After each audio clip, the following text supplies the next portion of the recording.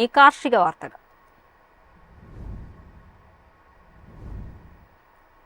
കേരളത്തിൽ സമൃദ്ധമായ ചക്കയുടെ നേട്ടം ഇപ്പോൾ കൊയ്യുന്നത് തമിഴ്നാടാണ്. സീസൺ തുടങ്ങിക്കഴിഞ്ഞതോടെ തമിഴ്നാട്ടിൽ നിന്നും ചക്ക തേടി നിരവധി ആളുകളാണ് ദിനം പ്രതി എത്തുന്നത്. വിളയാൻ പോലും നിൽക്കാതെ ചെറുചക്കകൾ വരെ തമിഴ്നാട്ടിലേക്ക് കയറ്റി അയക്കുകയാണ്. കേരളത്തിൽ സുലഭമായി ലഭിക്കുന്ന ഒന്നാണ് ചക്ക. സീസൺ തുടങ്ങിക്കഴിഞ്ഞതോടെ തമിഴ്നാട്ടിൽ നിന്നുള്ള വ്യാപാരികൾ വൻതോതിൽ ചക്ക വാങ്ങിക്കൊണ്ടുപോവുകയാണ്. പിന്നീട് ഇവ പ്രോസസ് ചെയ്ത് ചക്ക ഉൽപ്പന്നങ്ങളാക്കി തിരിച്ചെത്തുമ്പോൾ മലയാളികൾ തന്നെയാണ് പണം കൊടുത്തു വാങ്ങുന്നത്. കേരളം തിരിച്ചറിയാത്ത ഒരു വിപണി സാധ്യതയിൽ അയൽ സംസ്ഥാനങ്ങളാണ് നേട്ടം കൊയ്യുന്നത്. ഒരു ഇടിയൻ ചക്കയ്ക്ക് 50 രൂപ മുതൽ 100 രൂപ വരെയാണ് വില. വിളവ് കുറഞ്ഞതും ചെറുകിട കച്ചവടക്കാരുടെ വർധനയും ചക്കയുടെ ഡിമാൻഡ് ഉയരാൻ കാരണമായി. ചക്കവറ്റൽ, ജാം, ഐസ്ക്രീം, കേക്ക്, പായസം തുടങ്ങി നിരവധി ചക്ക വിഭവങ്ങൾക്കാണ് മാർക്കറ്റിൽ കൂടുതലായി ഡിമാൻഡ്. സീസൺ തുടങ്ങുന്നതിന് മുമ്പ് തന്നെ ലക്ഷങ്ങൾ വർക്കുള്ള ഇടപാടുകൾ നടന്നതായും വ്യാപാരികൾ പറയുന്നു. ചക്കക്കുരുവിനും 40 രൂപ മുതൽ 60 രൂപ വരെ കിലോയ്ക്ക് ലഭിക്കുന്നു. തമിഴ്നാട് മാത്രമല്ല, കർണാടക തുടങ്ങി മറ്റു സംസ്ഥാനങ്ങളിലും കേരളത്തിലെ ചക്കയ്ക്കുള്ള ആവശ്യകത കൂടുതലാണ്. പച്ചച്ചക്കയ്ക്കും വാങ്ങാൻ ആളുകൾ ഏറെയാണ്.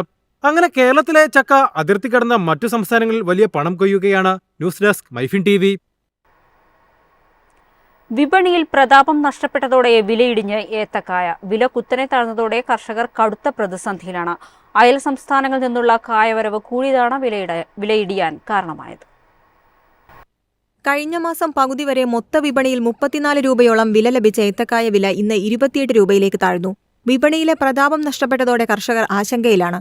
റബ്ബർ വില താഴ്ന്നതോടെ പലരും ഏത്തവാഴ കൃഷിയിലേക്ക് തിരിഞ്ഞിരുന്നു. ഇപ്പോൾ വിപണിയിൽ നിറഞ്ഞു നിൽക്കുന്നത് മേട്ടുപ്പാളയം, മൈസൂർ കുലകളാണ്. ഇതോടെ നാടൻ ഏത്തക്കായ്ക്ക് ആവശ്യക്കാരില്ലാതെയായി. ഓണക്കാലത്ത് ഭേദപ്പെട്ട വില ലഭിച്ചിരുന്നെങ്കിലും പുറത്തുനിന്നുള്ള കായവരവ് കൂടിയതോടെ വില തകർന്നു.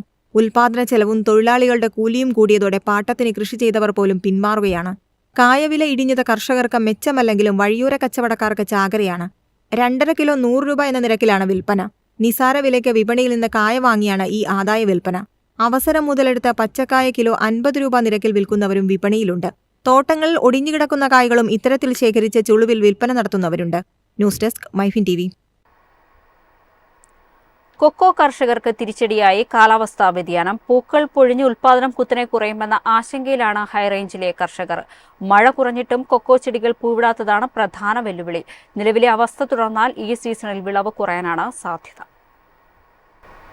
കാലാവസ്ഥാ വ്യതിയാനത്തെ തുടർന്ന് കൊക്കോ മരങ്ങളിൽ പൂക്കൾ കൊഴിയുന്നത് ഉൽപാദനം കുത്തനെ കുറയ്ക്കുമെന്ന ആശങ്കയിലാണ് കർഷകർ. മഴ കുറഞ്ഞിട്ടും കാര്യമായി പൂവിടാത്തതാണ് തിരിച്ചടിയാകുന്നത്.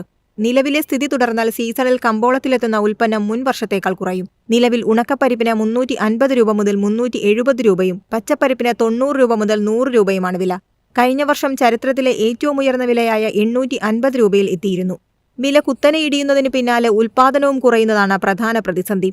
10 മുതൽ 15 വർഷം മുമ്പ് ഹൈറേഞ്ചിൽ വ്യാപകമായി കൊക്കോ കൃഷി നടത്തിയിരുന്നു. കുറഞ്ഞ ചിലവിൽ കൂടുതൽ വരുമാനം നൽകുന്ന വിളയായതിനാൽ കർഷകർക്ക് ഏറെ പ്രിയം കൊക്കോയോടായിരുന്നു. എന്നാൽ വിലയിടിവും ഉൽപാദന പ്രശ്നങ്ങളും ശക്തമായതോടെ പലരും കൊക്കോ ചെടികൾ വെട്ടിമാറ്റി ഏലക്ക കൃഷിയിലേക്ക് മാറി. ലോ റേഞ്ചുമായി താരതമ്യം ചെയ്യുമ്പോൾ ഹൈറേഞ്ചിൽ കൂടുതൽ ഉൽപാദനം ഉണ്ടാകുമെങ്കിലും ഇപ്പോഴത്തെ കാലാവസ്ഥാ വ്യതിയാനമാണ് ഈ മേഖലയിലെ കർഷകർക്ക് വലിയ തിരിച്ചടിയായി മാറുന്നത്. News desk MyFin TV. ഇന്നത്തെ കമ്പോള നിലവാരം. ഇന്നത്തെ കമ്പോള നിലവാരം: RSS 4 184, RSS 5 181, ലാറ്റക്സ് 127, ജാതിക്ക 330, ജാതിപത്രി 2100, ഗ്രാമ്പു 900, അടയ്ക്ക 280, കാപ്പിക്കുരു 200, കൊക്കോ പരിപ്പ് 380, കുരുമുളക് ഗാർബിൾ 71,000, കുരുമുളക് അൺഗാർബിൾ 69,000, ഏലക്ക 2300 മുതൽ 2400 വരെ, വെളിച്ചെണ്ണ 34,000, കൊപ്ര 22,000, ചുക്ക് 24,000.